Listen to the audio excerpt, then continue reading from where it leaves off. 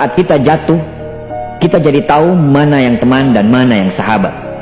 Saat kita gagal, kita jadi tahu mana yang betul-betul peduli dan mana yang hanya singgah dalam senang. Saat kita tidak punya apa-apa, kita jadi bijak mengenal mana yang tulus dan mana yang bulus.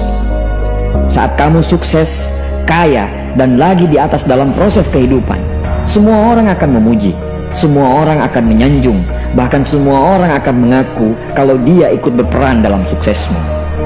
Tapi pada saat kamu jatuh, pujian itu akan berubah menjadi hinaan, sanjungan itu akan berubah menjadi cacian. Semua orang tidak akan pernah menganggapmu ada. Percayalah, saat gagal, semuanya menjadi gelap. Kamu akan ditinggalkan, dan kamu seperti ilalang kering di padang tandus. Tapi saat gagal itulah Tuhan akan menunjukkan siapa yang setia dan siapa yang tidak setia.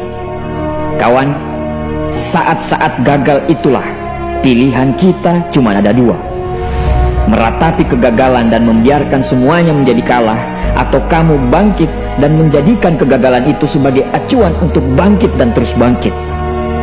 Menangislah sekeras mungkin, berteriaklah selantang mungkin. Tidak apa-apa. Tidak ada manusia hebat di dunia ini yang tidak pernah menangis dan berteriak karena gagal. Menangis dan berteriak saat gagal bukan karena kita lemah. Kita hanya manusia biasa. Kita bukan malaikat. Tumpahkan semua kesedihanmu dalam setiap doa-doamu. Berdoalah, jangan meminta supaya semua masalah menjadi ringan, tapi berdoalah dan mintalah agar pundak kita kuat untuk memikul semua masalah yang kita hadapi. Ketahuilah, Tuhan menciptakan masalah selalu beserta solusinya. Tapi setelah itu, kamu harus bangkit. Kamu harus jauh lebih hebat daripada sebelumnya. Kegagalan adalah guru terbaik yang akan mengajarkan kita untuk bangkit kembali dan mengetahui hal mana yang perlu kita hindari di kemudian hari.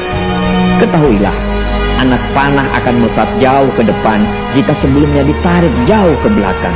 Sama, kesuksesan yang luar biasa pasti diraih setelah mengalami kegagalan yang teramat dalam. Kegagalan hanya akan dirasakan oleh orang-orang yang mau berjuang. Kegagalan tidak akan terjadi kepada orang-orang pemalas yang mengabdikan hidupnya hanya untuk menjadi benalu kehidupan. Bangkitlah, tapi ingat, saat kamu berjuang lagi, berjuanglah bersama orang-orang yang mau sama-sama berjuang, bukan dengan orang-orang yang hanya mau diperjuangkan.